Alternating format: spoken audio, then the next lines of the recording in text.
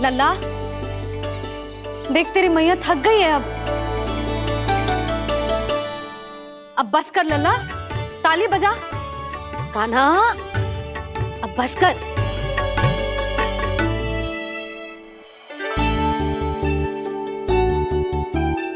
ताली बजा, ताली बजा, कोई संकेत तो दे, बता कहाँ है तू? पकड़ लिया।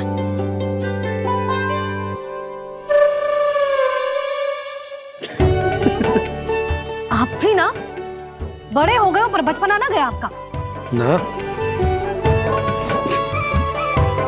बच्चे कहाँ गया? जी रोकाना।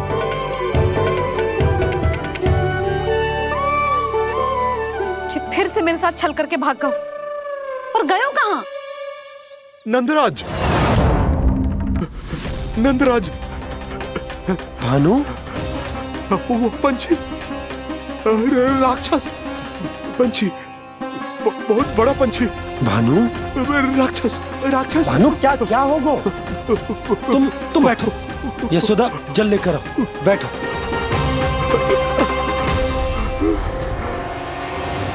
यदि आपको भूख लगी है तो मुझे खा लो, पर मेरे सखाओं को छोड़ दो पंछी जी। आप मुझे ही खा लो, लेकिन कान्हा को छोड़ दो।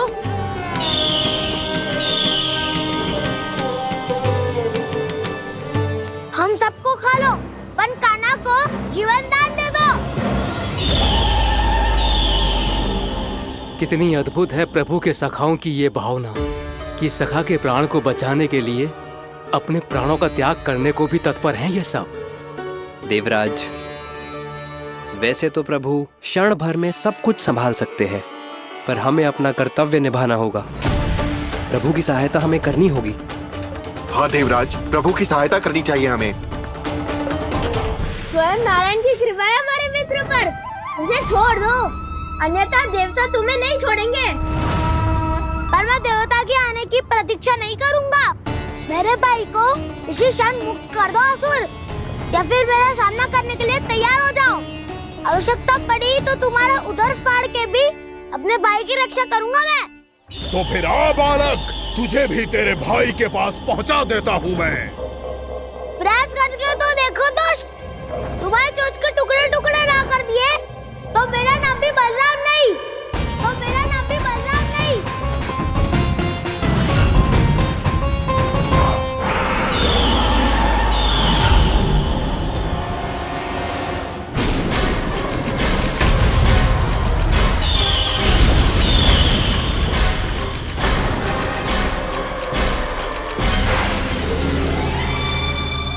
तेरी प्रार्थना स्वीकार हो गई मधु। हमारे कान्हा की रक्षा करने स्वयं देवता आ गए।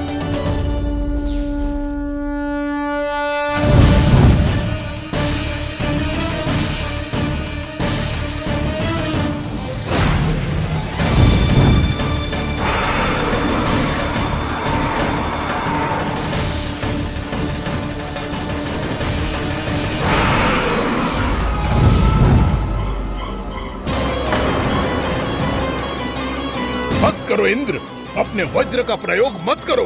तुम्हारे प्रहार से मुझे गुदगुदी हो रही है।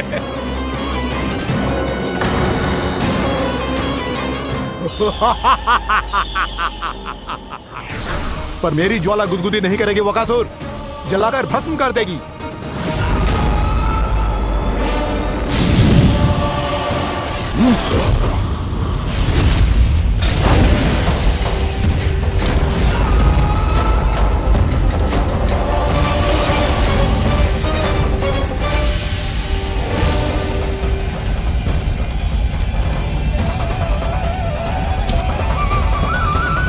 क्या बहुत बड़ो? बहुत बड़ा पंछी। पंछी? बहुत बड़ा पंछी। पंछी नहीं, वो राक्षस कान्हा को निगल गया। हाँ?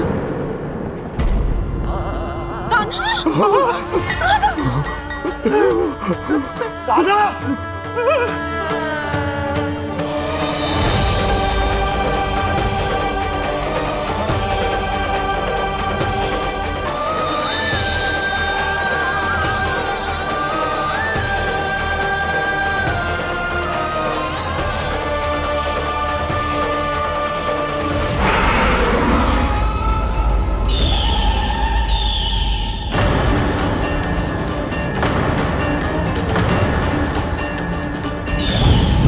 अंदर की जठराग्नि भी तुम्हारी ज्वाला से अधिक तीव्र है अग्निदेव।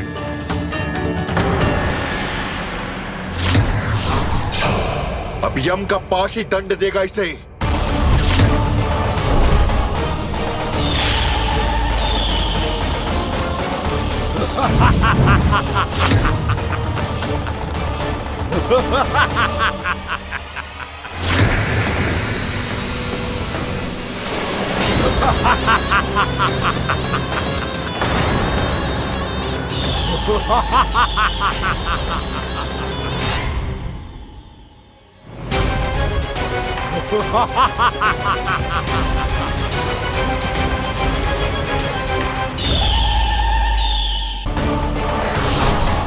अब यम का पास ही दंड देगा इसे।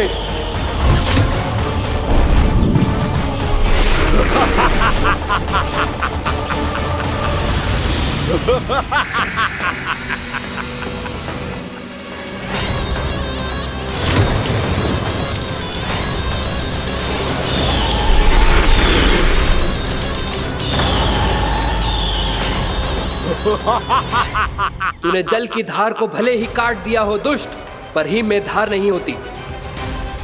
अब मेरी हिम शक्ति तुझे जमा कर नष्ट कर देगी।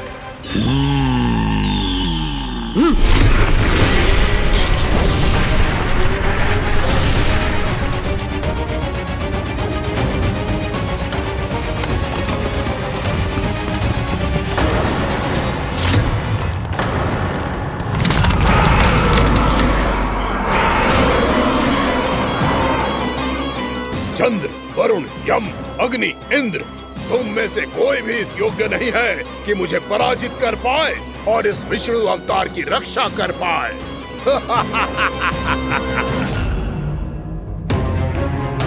इस असुर को देवता कुछ ना बिगाड़ पा रहे हैं। अब क्या होगा खाने का? बकासुर, मैं अपनी किरणों की ताप से तुझे छलनी छलनी कर दूंगा।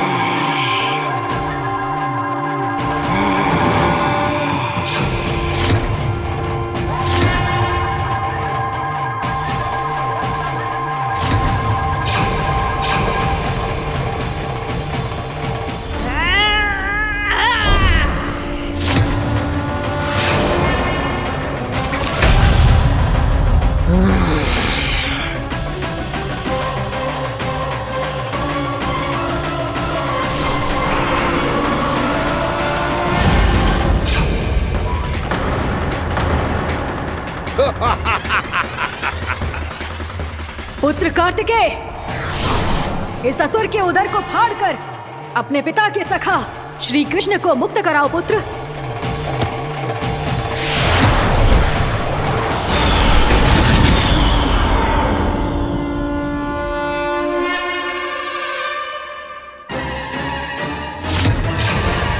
मैंने कहा था, तुम में से कोई भी मेरा बाल भी बांका नहीं कर पाएगा। तुम देवताओं का तो सामर्थ्य ही क्या, स्वयं देवों के देव महादेव भी मेरा कुछ नहीं बिगाड़ पाएंगे। कृष्ण को अपने उदर में ही पचा जाऊंगा मैं।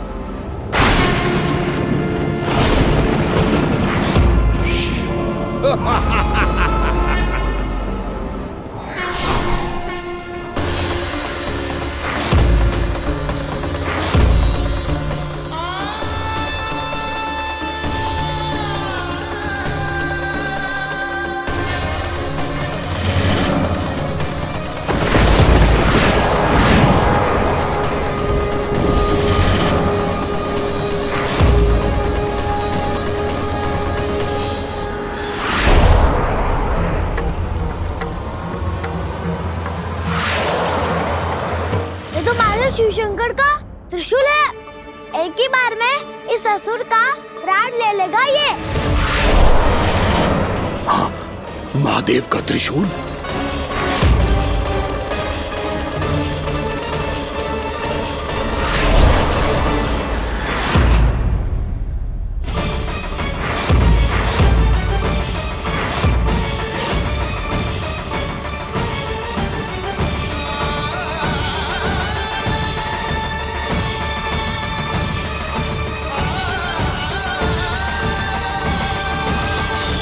कहा था मैंने, स्वयं महादेव भी मेरा कुछ नहीं बिगाड़ सकते।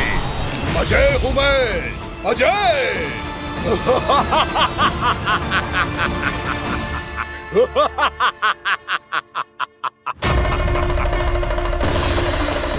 प्रभु, आपके त्रिशूल की महिमा तो अपरंपार है, तो फिर ये ठहर क्यों गया? आपने अपने त्रिशूल को वापस क्यों ले लिया महादेव? इस दुष्ट का संहार क्यों नहीं किया? क्योंकि इसकी मृत्यु मेरे हाथों नहीं, मेरे सखा नारायण के अवतार श्री कृष्ण के हाथों ही होगी, और यही विधि का विधान है। पर पिताजी, श्री कृष्ण तो इस असुर के उदर में फंसे हुए हैं, हम उन्हें मुक्त कैसे कराएंगे? ये उन्हें स्वयं ही मुक्त करेगा पुत्र। श्री कृष्ण अपने अपमान से क्रोधित नहीं होते, पर अपने भक्तों का अपमान वो क्षण भर भी सहन नहीं कर पाते। वकासुर यही भूल कर रहा है, हम सबका निरंतर अपमान करके वो उन्हें क्रोध दिला रहा है। वो ये नहीं जानता कि शीघ्र ही उन्हें अपने उदर में रख पाना उसके लिए असंभव हो जाएगा।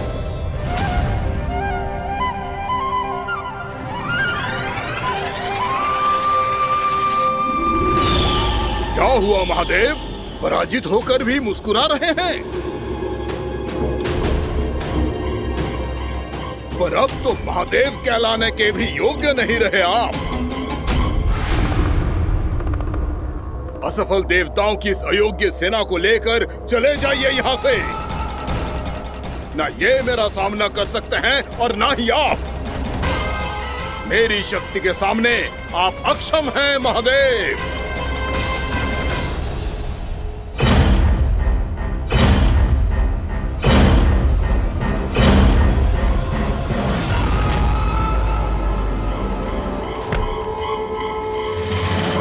सुधा, जिस दुष्ट ने मेरे लल्ला को निगलो है ना, भीतर से जले को, छटपटाए को, पीड़ा से कराए को।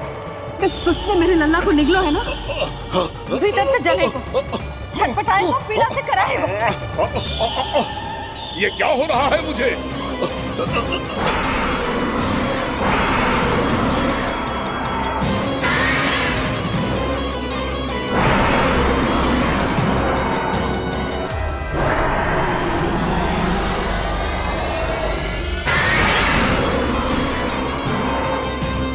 मुझे ऐसा क्यों लग रहा है जैसे भीतर से जल रहा हूं मैं? ये क्या हो रहा है मुझे?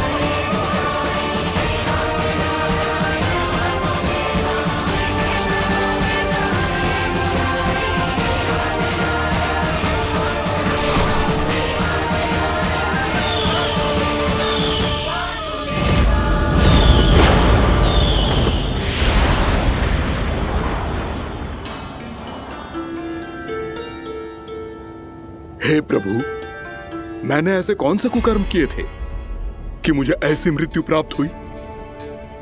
और ऐसे कौन से सुकर्म किए थे कि आपके हाथों से मुझे मोक्ष प्राप्त हुआ है प्रभु? में स्मरण करो, हे जरीफ की पुत्र वक्कासुर। स्मरण करो, कैसे अपने पिता की तरह अभिमान से भरे हुए थे तुम।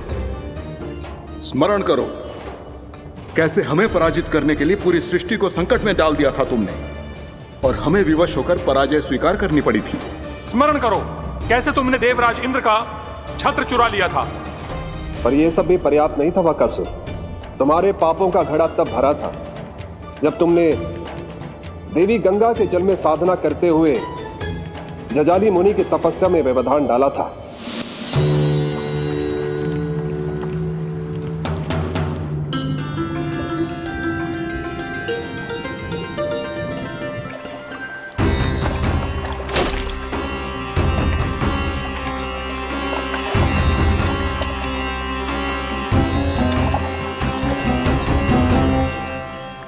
रुक क्यों गए चालक?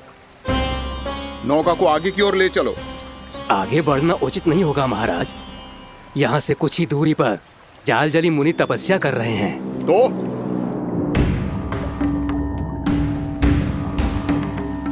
मेरे मत्स्य आखेट के क्षेत्र में इसने तपस्या करने की भूल की है।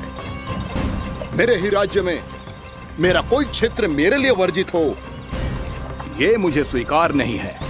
आपने पर्याप्त मत्स्य आखेट कर लिया है महाराज। यदि तुम इन मछलियों का आहार नहीं बनना चाहते हो, चुपचाप मेरी आज्ञा मानो। क्षमा, क्षमा महाराज।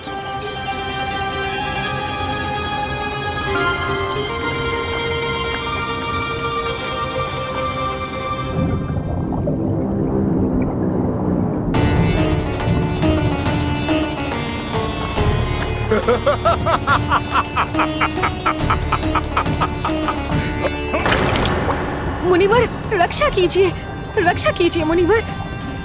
हमारे प्राण बचाइए मुनिवर, मुनिवर हमारे प्राण बचाइए।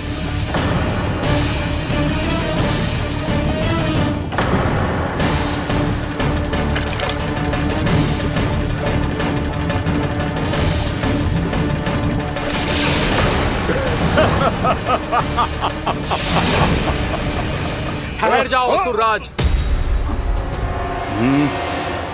इन मछलियों को हानि ना पहुंचाओ। क्यों मुनि? अब मछलियां पकड़ने के लिए मुझे तुमसे आज्ञा लेनी पड़ेगी। तुमने तपस्या करने से पहले किससे आज्ञा ली थी? माँ गंगा से, इस जल में रहने वाली सभी मछलियों से। इस उपकार के बदले इन सभी मछलियों को रक्षा करने का वचन दिया था। इसीलिए असुरराज, मैं शांति से कह रहा हूं, इस स्थान को अशुद्ध ना करो। चुपचाप यहां से चले जाओ, नहीं तो इसका परिणाम अच्छा नहीं होगा।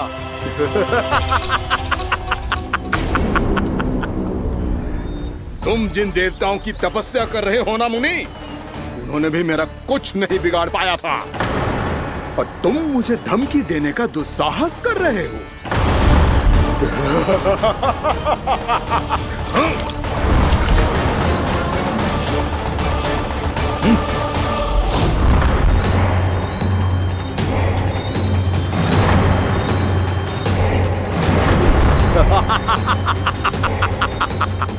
मूर्ख, विचारों से तो तू राक्षस है ही, और स्वभाव से उस बगुले की तरह है जो भूख ना होने पर भी उन निर्दोष मछलियों को आहार बनाता रहता है। इसलिए अभी इसी क्षण से तू वकुला का जीवन जिएगा। ये मेरा श्राप है, ये मेरा श्राप है।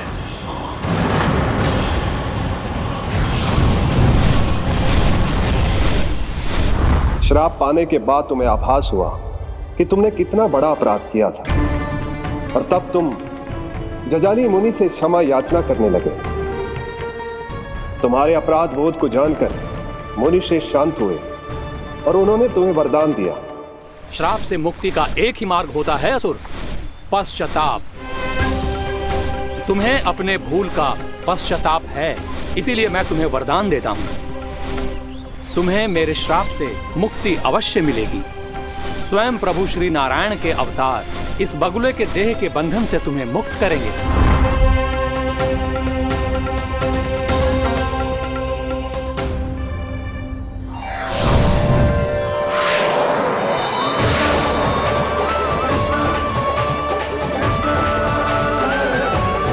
प्रणाम स्वीकार करें प्रभु।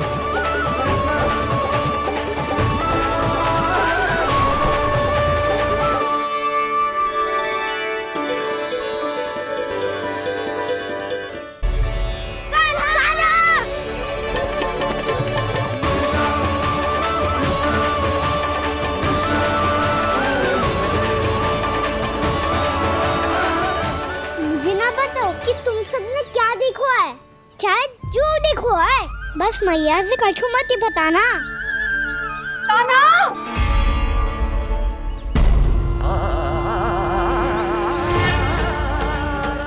कान्हा! मेरा लल्ला!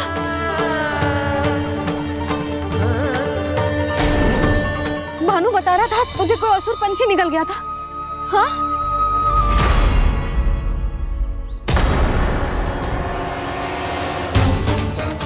हे नारायण, ये क्या है?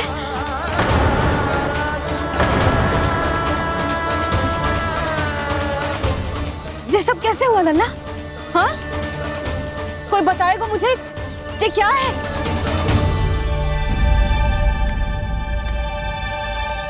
श्रीधामा, मधुमंगल, चिची को सब कुछ बता दो। ये असुर पक्षी मुझे निगलने वाला था रानी भाभी, तभी अंतिम क्षण में कान्हा ने आके मुझे बचा लियो। और ये असुर पक्षी ने कही कि यह है वृंदावन का राजकुमार, नंदराज का लल्ला। इसके होते कोई भी वृंदावन वासियों को हानि ना पहुंचा सकते। रानी भाभी, कान्हा ने अपने प्राणों की चिंता ना करी और इस क्रूर राक्षस से भिड़ गयो और इस राक्षस पक्षी ने इसे निगल लियो। इतना पर्याप्त है भोला काका, सब कुछ बताने की आवश्यकता नहीं है। ये सब देख के सारी बालक मंडली इतनी व्याकुल हो गई कि सबने अपने प्राण अर्पित कर दिए और इस असुर पक्षी से कहे कि हमें खा लो और हमारे सखा को छोड़ दो। इन बालकों का पराक्रम देख के सभी देवतागण यहाँ आ गए और उनके हृदय भी पिघल गए और उन्होंने इस राक्षस पक्षी से युद्ध करके इसे मार गिराया। देवताओं के राजा इंद्र के वज्र का प्रहार तो मैंने अपनी आंखों से देखा है ताई जी। और फिर उसके बाद अग्निदेव ने अग्निवस्त्र का प्रहार किया। जय ना काकी, वरुण देव, कार्तिकेय, यमदेव सबने मिलके युद्ध किया इस राक्षस से। कहा था अभी मत बोलना। अरे सब मिलके फंसा दोगे मुझे। भद्रकाली, हमारे शिव शंकर भी आए थे छोटी माँ। जाओ आप भी। बाबा साईता, मुझे लगता है कि ये कान्हा भी इन्हीं देवताओं में से एक है। संभव तो है चीची, स्मरण है पूतना और तृणावर्त के आक्रमण के समय भी ऐसा ही हुआ था। सभी राक्षस मारे गए थे पर अपने कान्हा को एक खरोच तक न आई थी। हाँ जीजी, मुझे लगता था कि श्री नारायण की विशेष कृपा है हमारे कान्हा पे, पर अब तो देख के लग रहा है कि हमारा कान्हा ही स्वयं श्री नारायण है। या फिर उनका अवतार है ये। अरे बस करो तुम सब, ऐसा कछु ना है। अरे जितनी बात सुनी है उससे तो यही लग रहा है कि कान्हा देवताओं और असुरों की युद्ध के बीच में फंस गया था। उसका इस सब से कोई लेना देना ना है। तो फिर इसके तन पे एक भी खरोच क्यों ना आया नंदराज? हाँ,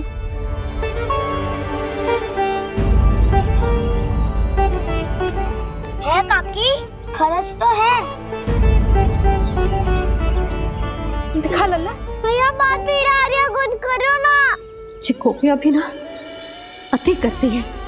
श्री नारायण का अवतार हो तो इतनी तनिक सी खरोच पे ऐसे रो तो क्या? बस बहुत होगा। अब तो तुम सबने सीमा ही पार कर दी है। कभी से श्री नारायण बुलाते हो, कभी श्री नारायण का अवतार। तनिक कछु हो ना जाता है कि तुम सब कहानियां बुनने लगती हो। जे बस साधारण सा बालक है, मेरा लल्ला है जे, इसे भगवान मती बनाओ।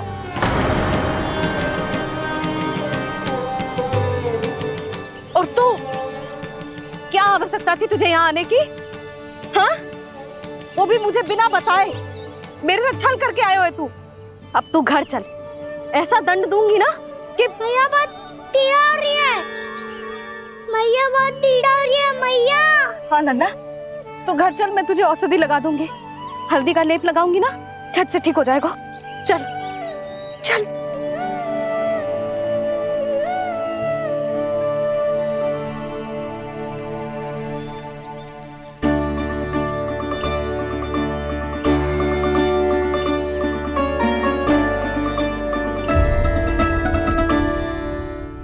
बहुत पीड़ा हो रही है मैया। हाँ नन्ना, तू घर चल, मैं तुझे औषधि लगा दूंगी। हल्दी का लेप लगाऊंगी ना, झट से ठीक हो जाएगा। चल चल।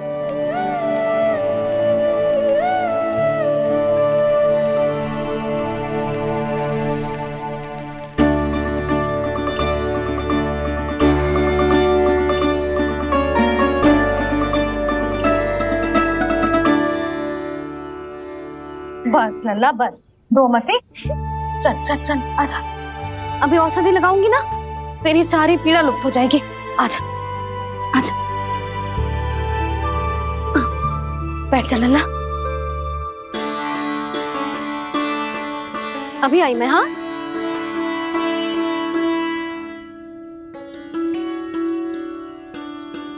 मैया। अरे तो अभी तक रो रो है? क्या कह रही थी सारी गोपियां? बता। के मेरा लल्ला श्री नारायण का अवतार है। दिव्य है, भगवान है। और जो भगवान इतनी छोटी सी चोट पे रोते हैं क्या? इतनी तो लगी भी ना है तुझे, जितना तो तू आ ऊ कर रो है।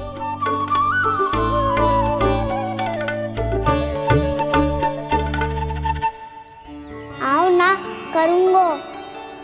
आप ऐसा दुलार थोड़ी करोगी। ओहो, वृंदावन का गौपालक जो इतनी छोटी सी चोट पे रोता है ना? गोप बालकों का मुखिया इतनी छोटी सी चोट पे रोता है? मेरा लल्ला तो सबसे शक्तिशाली है। इतनी छोटी सी चोट तो क्या, बड़े बड़े राक्षसों से भी ना घबराता है। हाँ, एक बार में सबको समाप्त कर देता है कि ना?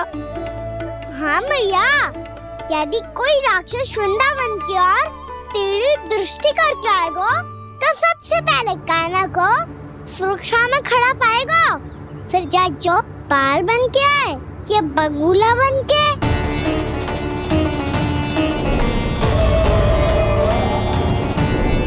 ना लल्ला, सोचो भी मती। वृंदावन की सुरक्षा करना तेरा दायित्व ना है। तुझे और कोई संकट का सामना करने की आवश्यकता ना है। अभी तो मेरी पीड़िता का हरण कर रही थी, अचानक से क्या हो गया मैया को? कोई आवश्यकता ना है तुझे ऐसे संकटों का सामना करने की। आने दे आज तेरे बाबा को, सीधा सीधा बोल दूंगी। बहुत हो गए उनके तर्क वितर्क। मेरा फूल सा लल्ला वन में अकेले गौचारण के लिए ना जाएगो। आज बगुले ने निकल लियो, कल कछु और हो जाए तो? नारायण ना करे, कहीं कछु ऊंच नीच तुझे कछु हो जाए तो? मैं तो जीते जी मर जाऊंगी।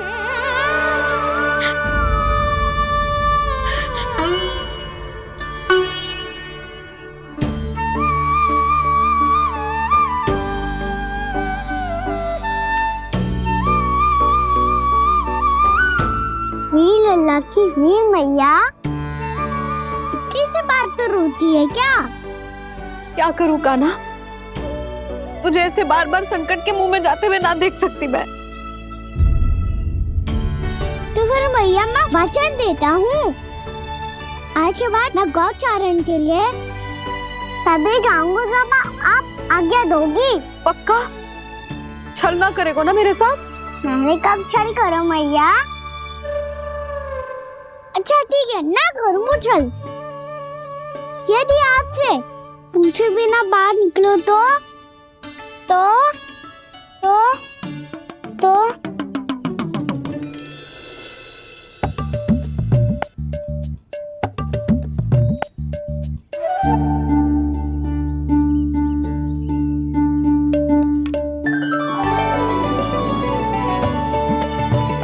ये रे आपकी छड़ी और ये रे मेरी पीठ। चेक देना तापर तोड़। ठीक है, जब तूने अपना दंड निर्धारित कर ही लियो है तो सोच ले, अब अगर तूने मेरी बात ना मानी तो तोड़ तोड़ छड़ी पड़ेगी। समझ आई?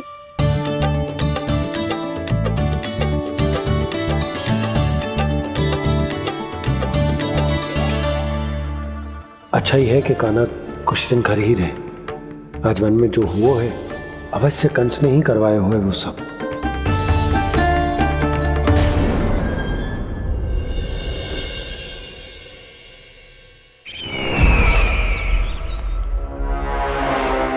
आपका ये धनुष तो सबसे अधिक शक्तिशाली था महाराज, ये कैसे टूट गया?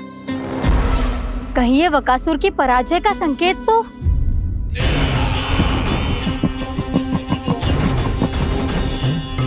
प्राप्ति, लगता है तुम्हें शुभ समाचार मिला नहीं। उस बकासुर ने उस विष्णु अवतार को जीवित ही निगल लिया है। अरे अब तक तो उस नन्हे से बालक को पचा भी चुका होगा वो। उसके तन में रक्त बनकर वो विष्णु अवतार और उसकी शक्तियां दौड़ रही होंगी। क्षमा कीजिए महाराज। क्षमा कीजिए, इस अशुभ से मुख से शुभ समाचार आने दो। माथे के बल को ढीला करो, चेहरे पर मुस्कान लाओ और कहो, महाराज, वृंदावन में मातम फैल चुका है। मैं ऐसा ही करता महाराज, यदि सूचना सत्य होती तो।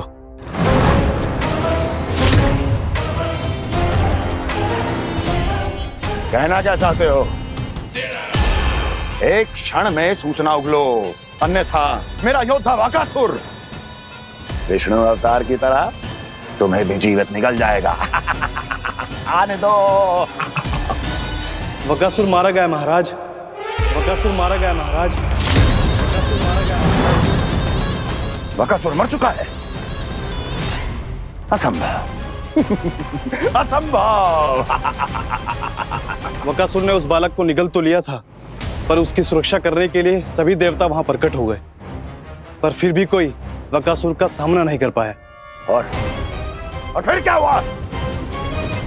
वो बालक स्वयं ही बकासुर के उदर से बाहर आ गया और उसकी चोंच तोड़कर उसकी हत्या कर दी।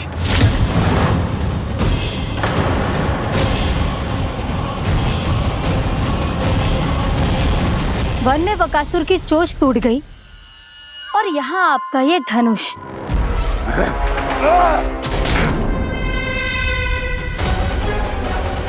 केवल नहीं टूटा तो आपका ये भ्रम महाराज। क्षमा कीजिएगा महाराज, आपका भ्रम टूटना आवश्यक है। आवश्यक है आपको यह आभास होना कि उस विष्णु अवतार को पराजित करने के लिए आपके साधारण योद्धाओं में वो सामर्थ्य नहीं है। अच्छा सर, पूतना, तृणावर्त, बकासुर, ये सब साधारण नहीं थे प्राप्ति, साधारण नहीं थे। फिर तो ये और भी अधिक चिंता का विषय है महाराज, क्योंकि इसका अर्थ तो यही हुआ कि वो विष्णु अवतार कुछ अधिक ही असाधारण है और उसका सामना करने के लिए और उसे मिट्टी में मिलाने के लिए आपको एक ऐसे अस्त्र की आवश्यकता है जो उसके सामने ना झुके और ना ही टूटे।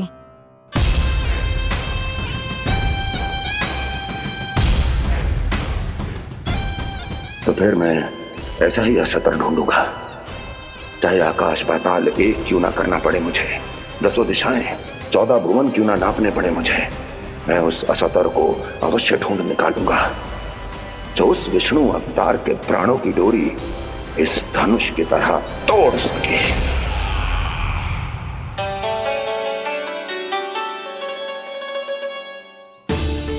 थैंक्स पापा, मैंने मैया को वचन दिया है कि जब तक नहीं चाहेंगी मैं वन नहीं जाऊंगा, इसलिए आप मुझे मारने के लिए कोई शक्तिशाली असुर ढूंढने में व्यस्त रहो। कुछ दिन तब तक मैं व्यस्त रहूंगा अपनी मैया की सेवा करने में।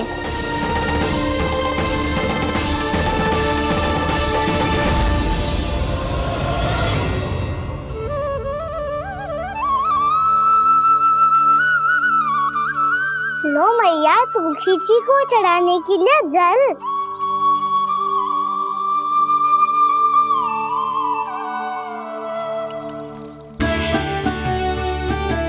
लो मैया, और आटा।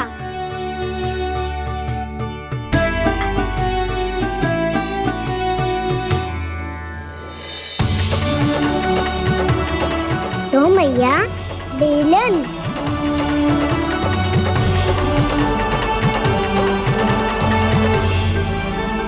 ले तनिक खा ले। ओ मैया, भूख ना लगी है। बिना भूख के खाने से क्या लाभ? और तेरा जब पेट तो कह रहा है कि उसे भोजन चाहिए, और लाभ कैसे ना लल्ला?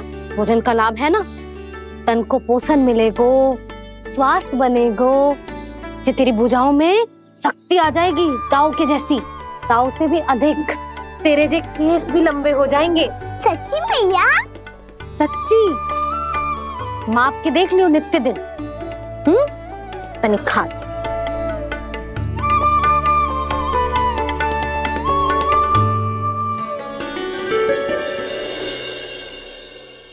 मान के मैया का कहना, छक के भोजन खाते हैं,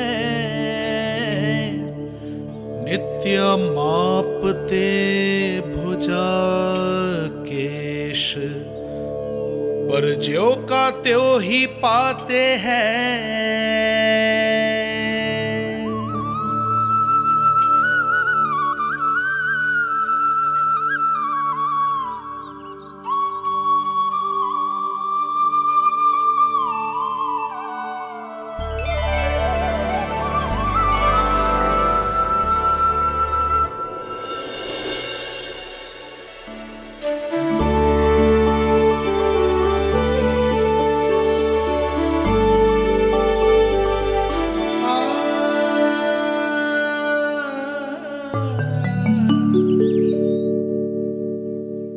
ले लल्ला, फल खा ले। ना, मुझे ना खाने फल वल। क्यों? लंबे केस और शक्तिशाली भुजाएं ना चाहिए? व्यर्थ है ये सब। पिछले 10 दिनों से देख रहा हूँ, ना केस लंबे हुए हैं, ना भुजाएं शक्तिशाली बनी है। 10 दिन में का चुनाव होने वाला। 10 सप्ताह ऐसे खाएगो ना, तब जाके कछु बदलाव दिखेगो। समझ आई? चल अब खा ले। वैसे भी मुझे बहुत सारी तैयारियां करनी है आज। इसीलिए भैया, एकादशी के व्रत के लिए लल्ला। सुनो जी, सारी सामग्री आ गई? हाँ, तुमने जो कही थी सब ले आए हूँ।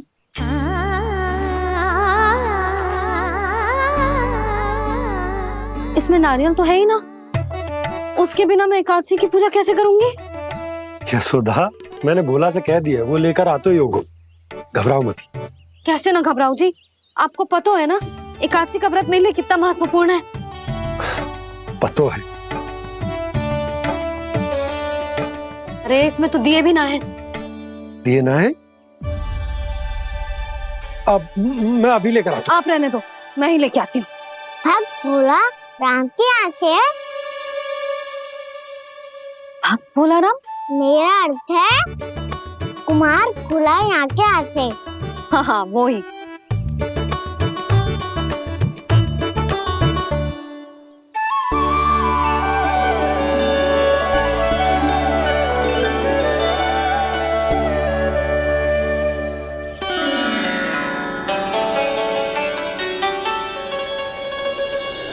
श्री हरि, श्री हरि, मेरे श्री हरि।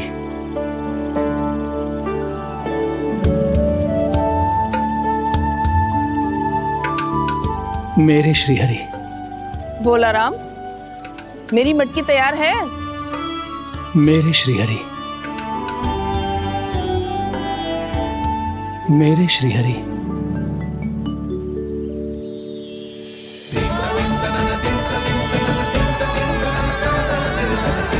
भोला राम,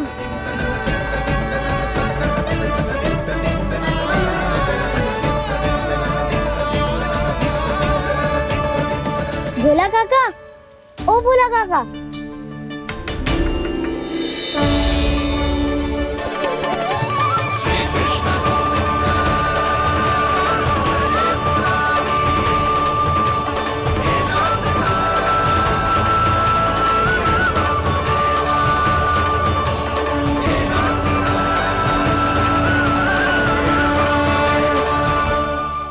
श्री हरि प्रसन्न हो गए। मेरे श्री हरि आ गए, मेरे भगवान आ गए। मेरे श्री हरि आ गए, मेरे भगवान आ गए। मेरे श्री हरि आ गए, मेरे भगवान आ गए। मेरे श्री हरि आ गए, मेरे भगवान आ गए। मेरे भगवान आ गए, मेरे घर मेरे भगवान आ गए।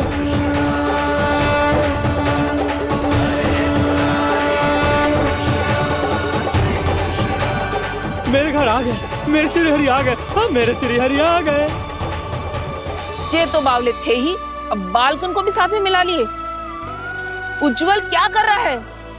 अरे ठहर जा भोला।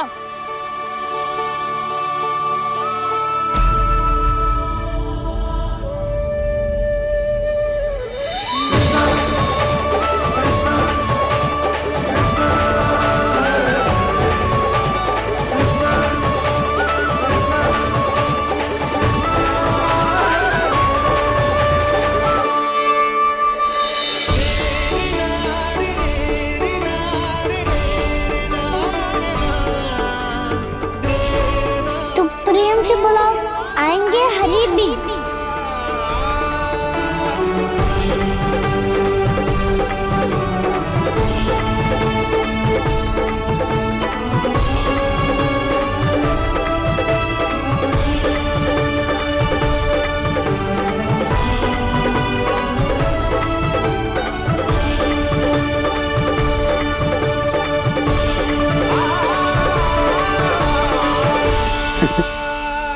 क्या वो गाना? किसकी धुन में झूम रहा तू? निर्मल निशा भक्ति की धुन में।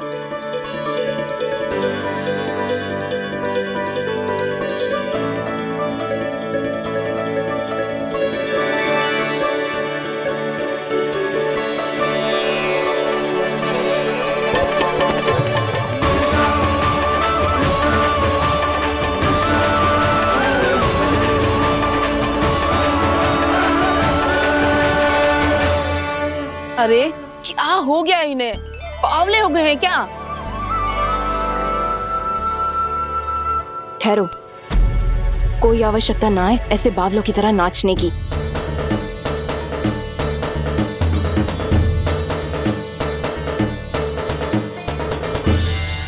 बावले ना है मौसी, भक्ति में रम गए। बस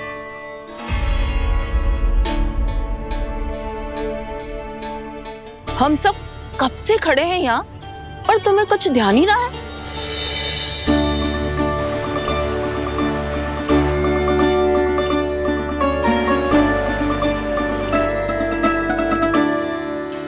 नाच गाने में ऐसे मगन हुए कि हमें देखा भी ना।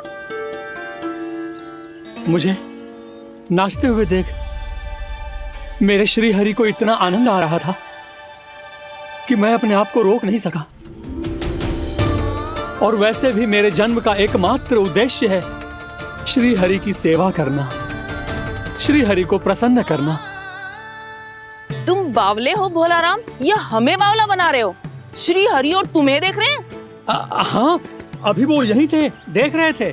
भोला काका, आपने भी ना अति कर दी। अब हमें भी बताओ तनी, कहाँ थे श्री हरि?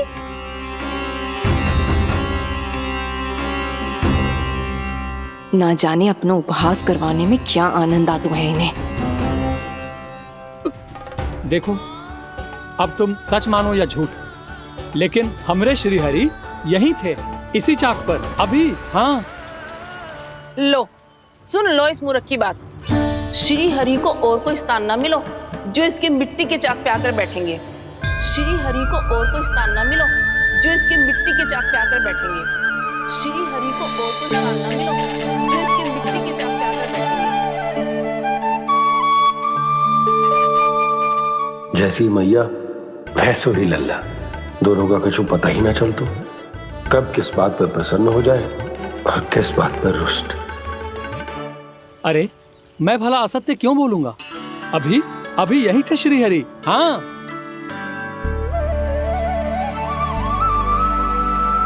हाँ, जैसे श्री हरि को तो कोई कार्य है ही ना, वो तो आतुर होके बैठे रहते हैं कब तुम हरि हरि बुलाओ और वो दौड़े चले आए। भगवान तो भक्तों के पास आने के लिए सदैव आतुर रहते हैं, बल्कि सत्य तो यह है कि भक्तों के मन में ही निवास करते हैं भगवान।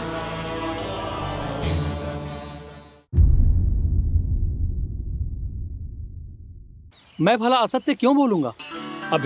अभी यही थे श्री हरि। हाँ,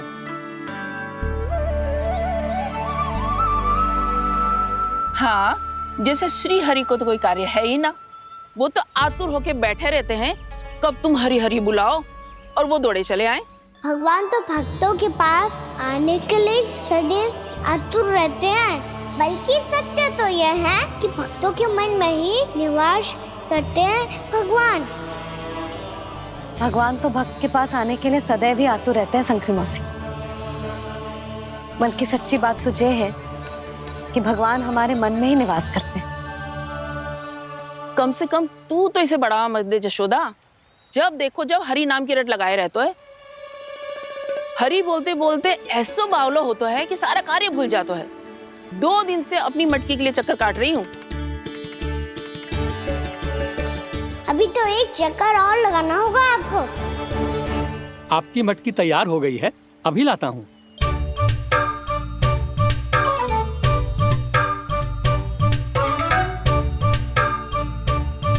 लो जी मटकी।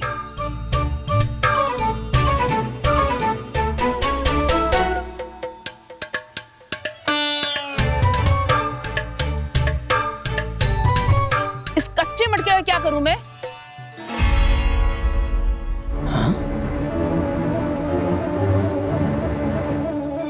पर इसे तो मैंने भट्टी में पकाया था। अब तू ही देख ले कितना ध्यान रहता है इस कार्य पे। और कह तो है कि श्री हरि आते हैं इससे मिलने। हाँ, आते हैं और आगे भी आएंगे हमारे श्री हरि हमसे मिलने। और आके मोक्ष देंगे, है ना? मांगूंगा तो मोक्ष भी दे देंगे, मांगूंगा तो मोक्ष भी दे देंगे, मांगूंगा तो मोक्ष भी दे देंगे।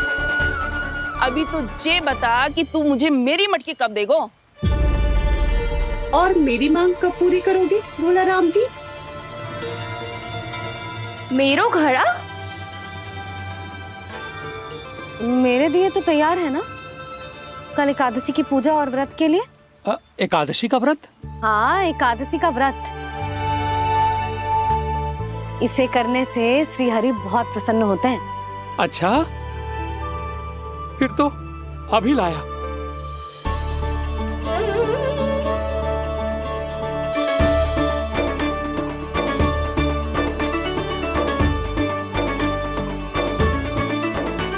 लो जी आपके दिए।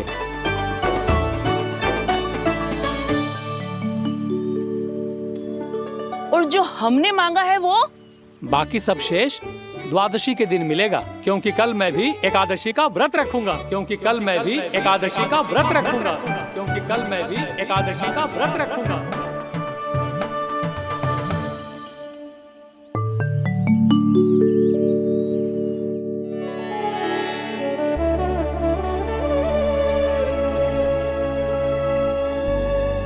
जानकी, फूलों का प्रबंध हुआ कि ना? हाँ भाभी, जे रहे। सदैव विलंब कराती है। पर भाभी इस बार तो फूल समय से ही लाई थी। क्या हुआ जशोदा, अभी तो पूजा की तैयारी ना हुई? देखो ना मौसी, ये जानकी ना कुछ छूट ही जाता है इसके कारण। एकादशी की पूजा और व्रत आते ही जसोदा भाभी इतनी वग्र हो जाती है।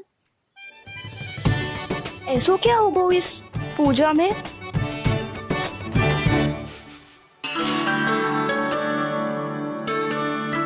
ये थाली में रोली चंदन रखने से, दिया जलाने से के होगो? आपको पता भी है एकादशी का व्रत क्यों रखते हैं, क्या महत्व है इसका?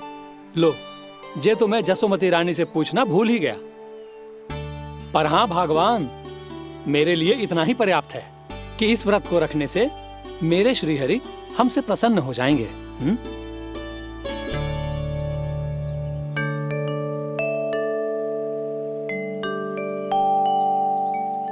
नारायण ही जाने ऐसे कैसे पूजा करते हैं जे श्री हरि की एक मूर्ति तक ना है इनके पास।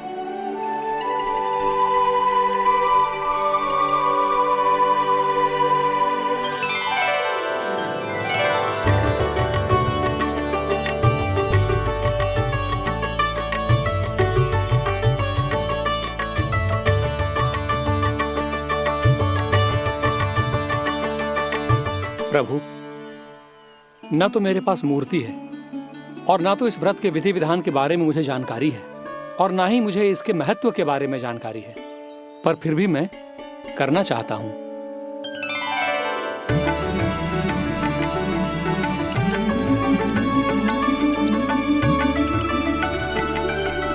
इसीलिए मैं दृढ़ संकल्प लेता हूं,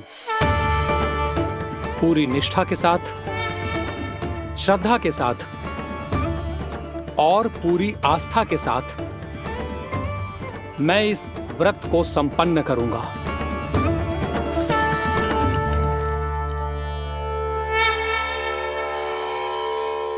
हम संकल्प लेते हैं कि एकादशी के व्रत को पूरी निष्ठा के साथ संपन्न करेंगे।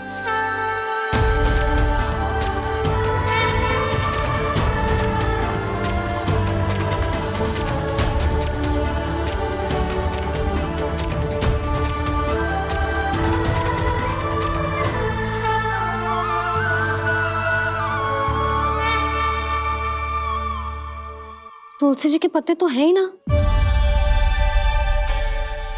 श्री नारायण को तुलसी जी के पत्ते के बिना भोग ना चढ़तो है। जानकी, तुलसी के पत्ते कहाँ हैं?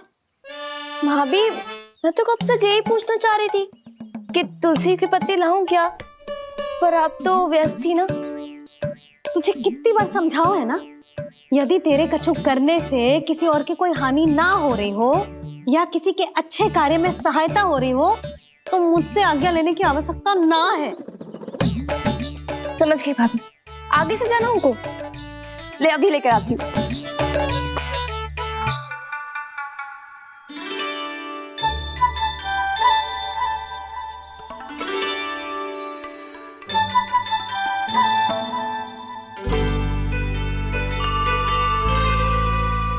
ताऊ, आपने पहले ये व्रत करो है? आपको इसका महत्व पता है? भाभी चलो। जानकी, तुमने ये व्रत करो है? फिर तुमको इसका महत्व पता है? सुमति जी, आपको पता है इसका महत्व? कान्हा, क्यों तंग कर रहे हो सबको? मैया, सबने करो ये व्रत, मुझे भी करना है।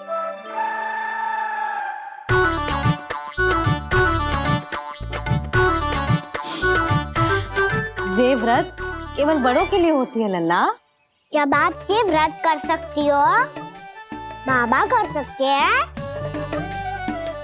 ये सारी गोपियां कर सकते हैं, वो भी कर सकते हैं, तो मैं क्यों ना कर सकता? क्योंकि तू कल तक भूखा ना रह पाएगा लल्ला। जब भक्त रह सकते हैं, फिर मैं क्यों नहीं रह सकता? मेरा अर्थ है कि नारायण के भक्त मैया, मैया मान जाओ ना, मुझे करने दो ना ये व्रत। अपनी लल्ला पे आप विश्वास ना है आपको? विश्वास है। अच्छा ठीक है, तू भी कर ले।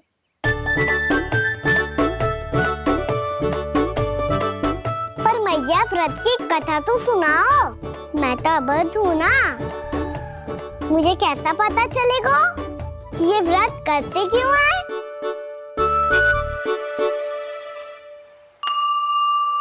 प्रभु, मुझ अबोध को कैसे पता चलेगा कि इस व्रत का क्या विधि विधान होता है और क्यों रखा जाता है और इसका महत्व क्या होता है? मुझे तो आप ही बता सकते हैं प्रभु। जब व्रत कर रहे हैं तब उसका महत्व भी पता होना चाहिए ना।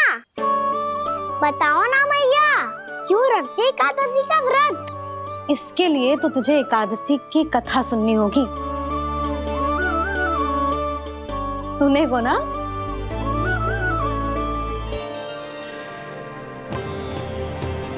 वसुदेव सुतं देवं कंसचाणूरमर्दनम् श्रीहरि, यशोदा परमानन्दम् कृष्णं वन्दे जगद्गुरुम्। वाह प्रभु, अपने भक्तों को एकादशी व्रत का महत्व समझाने का अच्छा उपाय खोज निकाला है आपने।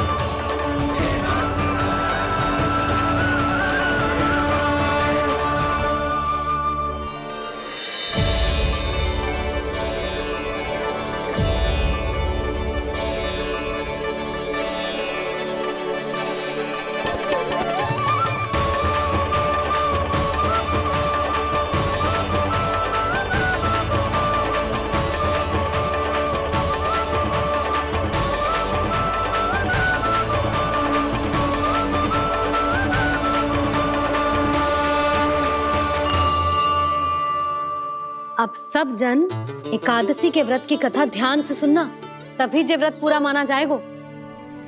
समझो लल्ला?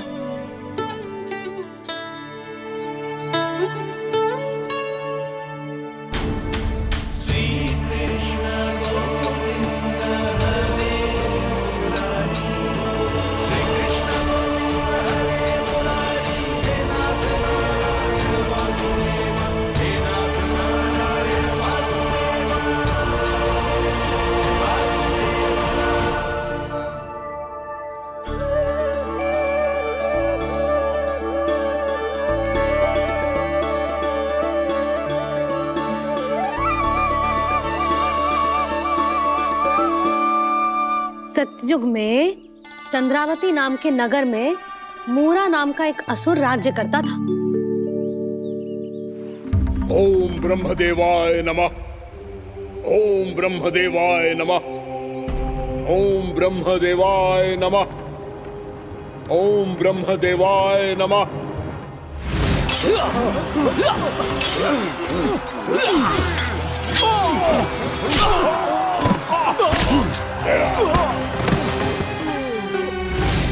ओम ब्रह्मदेवाय नमः। ओम ब्रह्मदेवाय नमः। जब उसने देवताओं के हाथों असुरों की पराजय देखी, तब वो वरदान पाने के उद्देश्य से ब्रह्मा जी की तपस्या करने चला गो।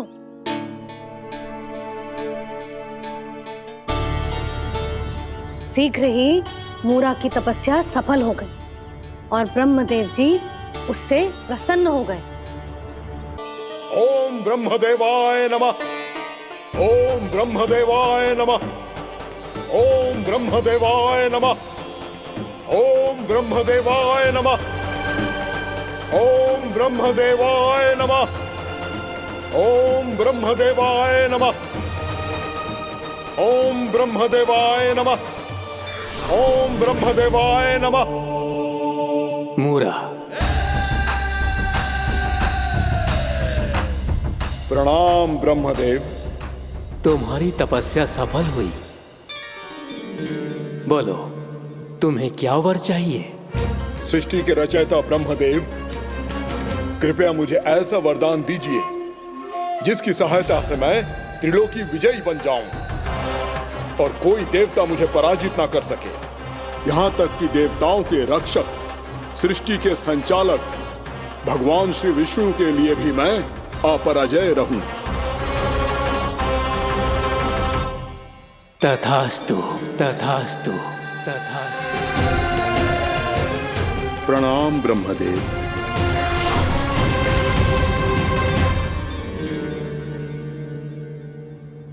ऐसा वरदान पाकर मूरा बहुत अभिमानी होगा। यक्षों, किन्नरों, यहाँ तक कि देवताओं को भी युद्ध के लिए ललकारने लगो, पर किसी ने भी उसकी ललकार को स्वीकार ना करो,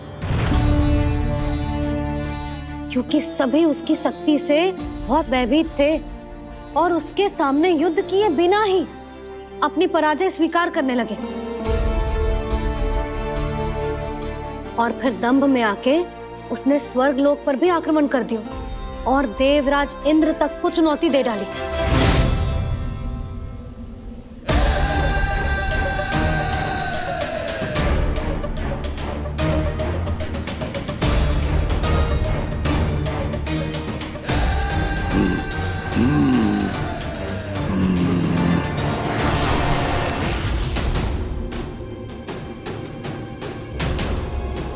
मैं प्रतीक्षा कर रहा हूं देवराज, क्या उत्तर है तुम्हारा?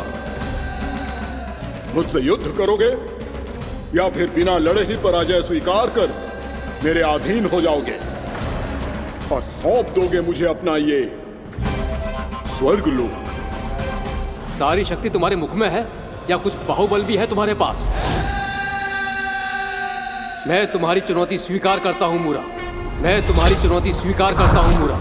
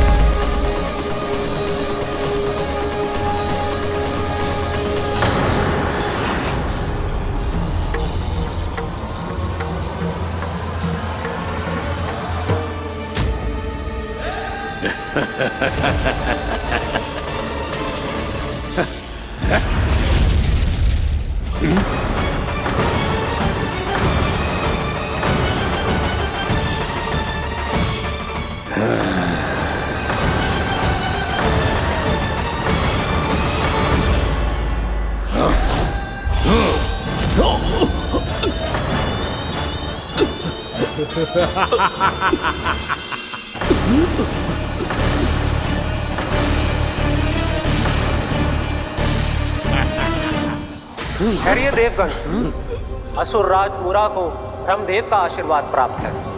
आप में से कोई भी इन्हें पराजित नहीं कर पाएगा।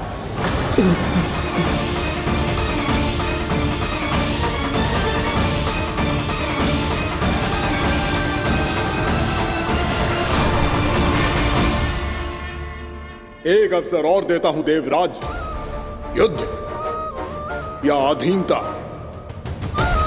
क्या उत्तर है तुम्हारा देवराज?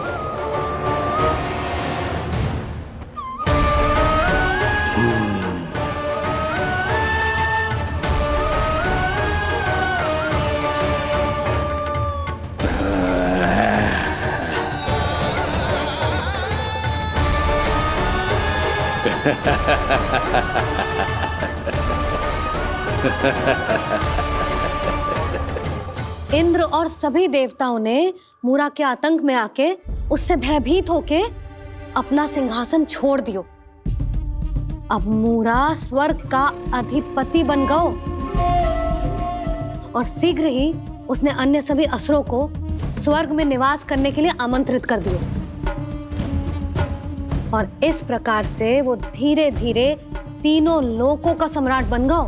उसे किसी ने रोका नहीं मैया?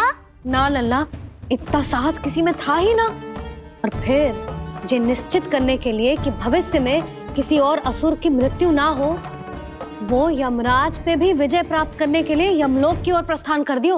वो तो अपने आप को और सभी असुरों को अमर बनाना चाहता था।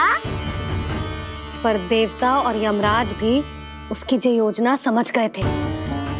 इसीलिए उसके आने से पहले ही सारे देवताओं ने श्री नारायण से सहायता के लिए गुहार लगाई। अब केवल आप ही कुछ कर सकते हैं प्रभु।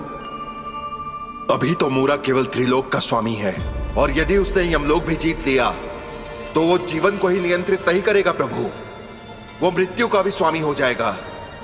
ऐसे में पहले सृष्टि का संतुलन तो नष्ट होगा प्रभु, और फिर स्वयं सृष्टि ही नष्ट हो जाएगी। ऐसा नहीं होगा यमदेव, नियति ऐसा होने ही नहीं देगी।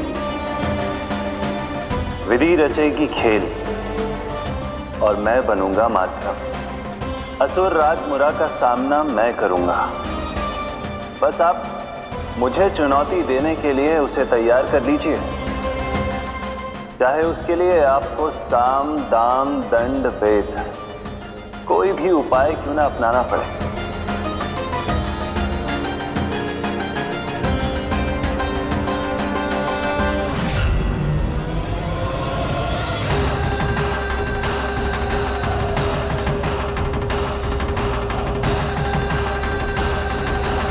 आप तो मेरी प्रतीक्षा में पहले से ही खड़े हैं यमदेव। तब तो आपने मेरी चुनौती के बारे में भी सुना ही होगा। कहिए, क्या उत्तर है आपका? मेरा स्वागत करके अपना राज्य त्यागेंगे या मेरा सामना करके अपने प्राण? असुर राज मुरा का सामना मैं करूंगा।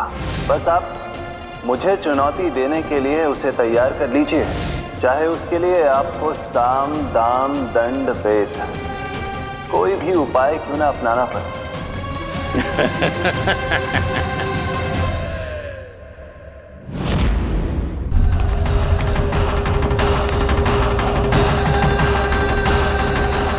आप तो मेरी प्रतीक्षा में पहले से ही खड़े हैं यमदेव। तब तो आपने मेरी चुनौती के बारे में भी सुना ही होगा। कहिए, क्या उत्तर है आपका?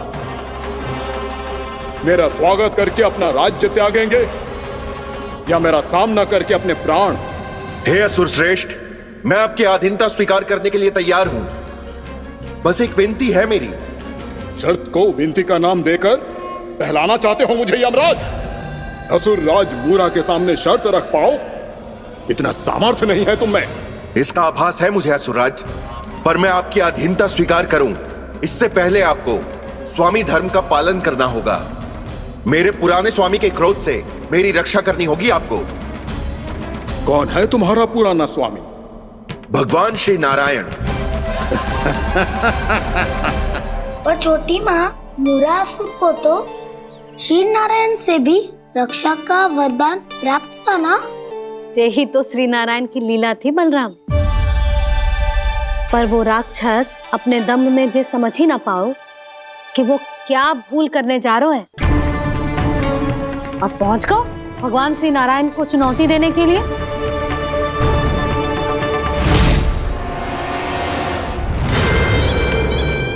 वहीं ठहर जाओ असुर राज मुरा।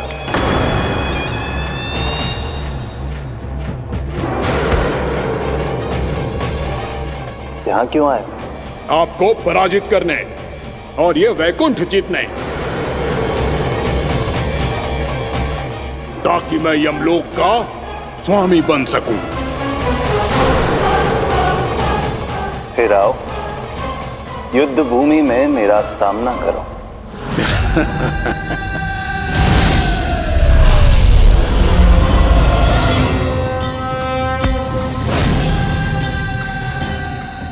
नहीं जानते कि इनसे ना हारने का वरदान तो मैं पहले ही प्राप्त कर चुका हूँ। इसलिए युद्ध ठीक से आरंभ हो पाए उससे पहले ही इन्हें जीत लूंगा मैं।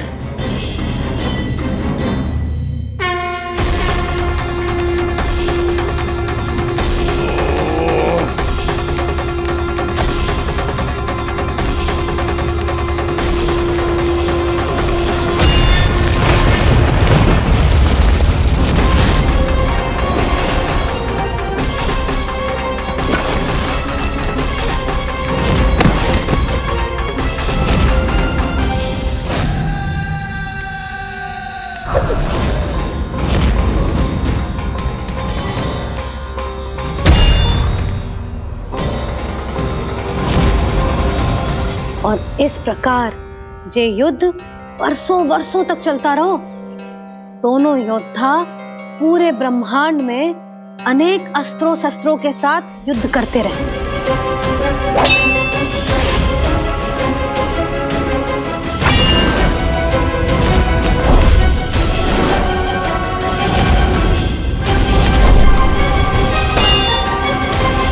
फिर क्या हुआ मैया?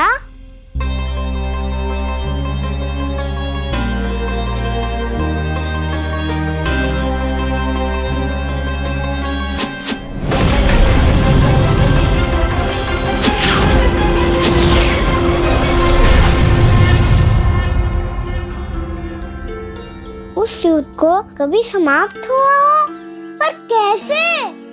शीघ्र ही वो राक्षस थक गौ लल्ला।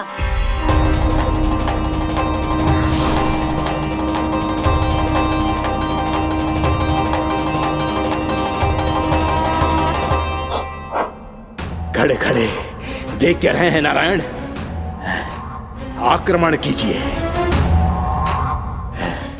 वध कर दीजिए मेरा।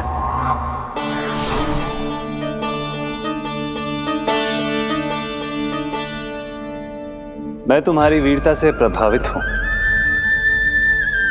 इसीलिए इतनी थकान की स्थिति में मैं तुम जैसे वीर पर आक्रमण नहीं करूंगा।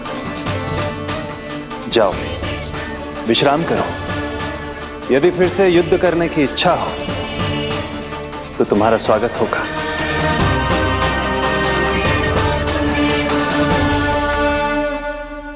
जे कह के श्री नारायण बद्रिका आश्रम चले गए और वहां हिमवत नाम की एक कंदरा में ध्यान लगा के बैठ गए। उधर वो राक्षस विश्राम करने लगो। अनेकों दिन बीत गए और अब वो राक्षस मूरा फिर से स्वस्थ होके बलवान हो गया था। उसने अपनी सारी शक्ति फिर से प्राप्त कर ली थी। श्री नारायण ने उस पर दया करी थी, पर वो फिर से श्री नारायण को छलने को तैयार होगा।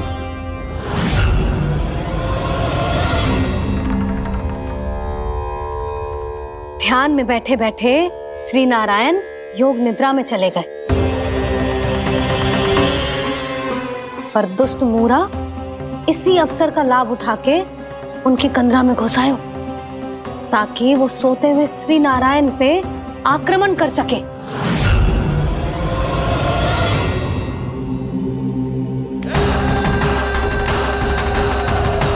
आज इस लंबे युद्ध को जीतकर अपने इस अंतिम शत्रु का भी अंत कर दूंगा मैं।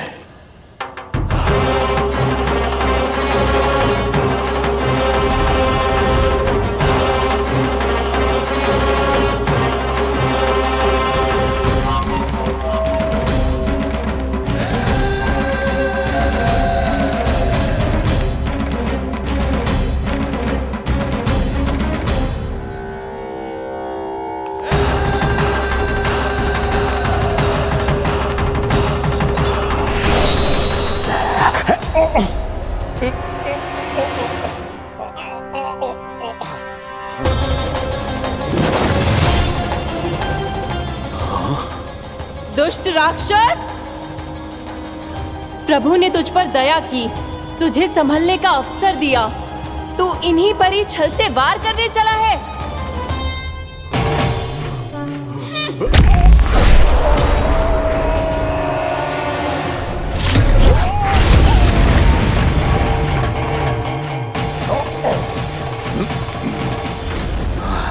मैं अजय हूँ, मुझे कोई पराजित नहीं कर सकता। ब्रह्मा का वरदान है मुझे।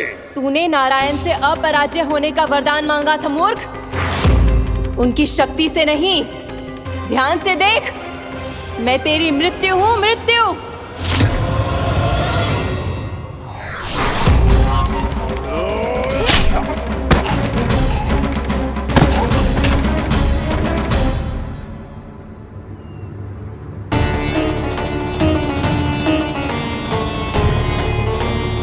वो देवी कौन थी छोटी माँ? और कौन बलराम, वही तो थी देवी एकादशी।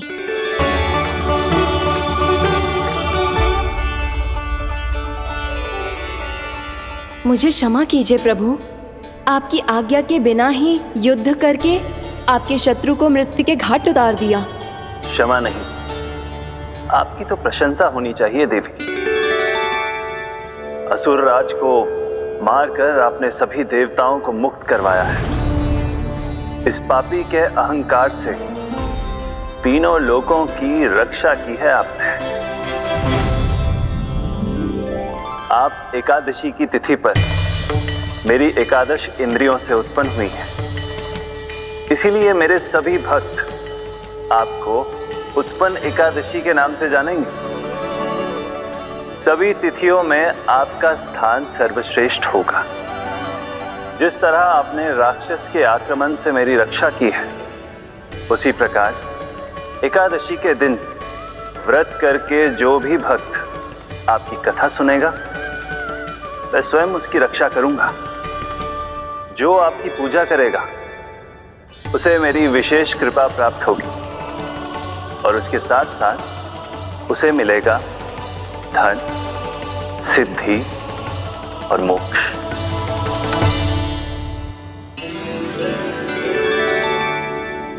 इसीलिए आज के दिन व्रत रखने का बहुत अधिक महत्व होता है।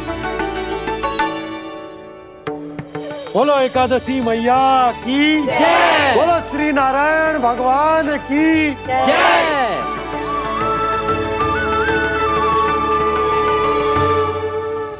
प्रभु की कृपा से एकादशी का महत्व भी पता चल गो और मेरा व्रत भी सफल होगा। अभी नहीं भूला रहा, एकादशी का व्रत पूरी तरह तभी सफल होता है जब द्वादशी के दिन उसे पूरा किया जाता है।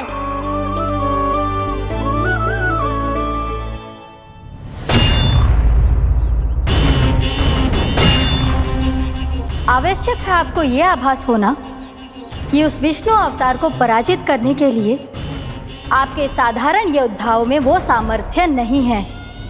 वो विष्णु अवतार कुछ अधिक ही असाधारण है।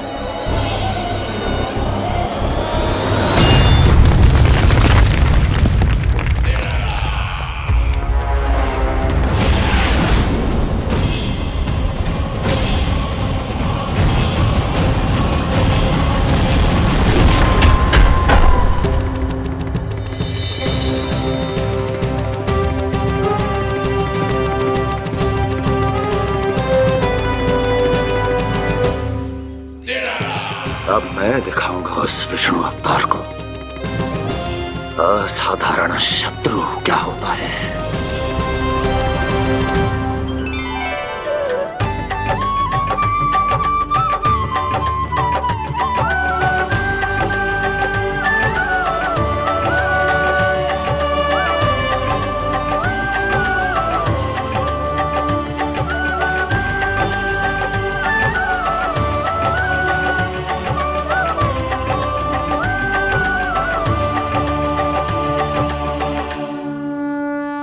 मामा अधीर हो रहे हैं, पर मैया ने मुझे अभी तक बाहर जाने की आज्ञा नहीं दी है। अभी उन्हें किसी और राक्षस को यहाँ भेजने से रोकने के लिए मुझे ही कुछ करना होगा।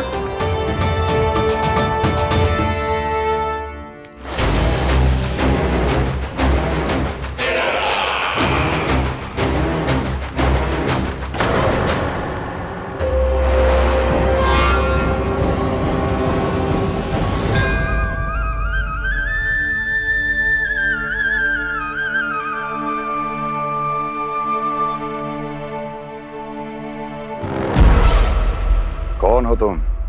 बचपन से ही मुझे मारने का सपना देख रहे हैं, सिर्फ मुझे ही नहीं पहचानते।